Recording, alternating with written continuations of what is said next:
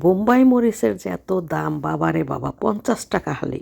এক হালি বোম্বাই মরিচ নিয়ে আসছি, নিয়ে আইসা আমি ডাল দিয়ে বোম্বাই মরিচ রান্না করি। এখন পাটের শাক খুঁজলাম, পাটের শাক পাইলাম না। এই জন্য এই যে ক্ষেত থেকে কয়েকটা কানাই পাতা আমরা বলি, এটা প্রচুর ঔষধি গুণ।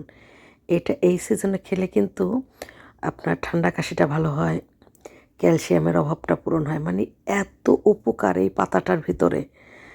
তারপরে আমি পাতাগুলো খুব ভালো করে পানি দিয়ে ধুয়ে নিলাম কয়েকবার।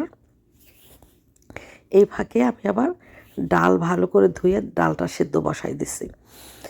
এই শাকটা কিন্তু আমি কি করে জানেন, আমার নাতির জন্য যখন খিচুড়ি রান্না করি তখন আমি এই শাকটা দিয়ে দিই কাইটা। এই যে ডালটা আমার সেদ্ধ হয়ে গেছে, একটা বোম্বাই মরিচ দিয়ে দিলাম, দিয়ে একটু ভালো করে ঘুটে নিলাম।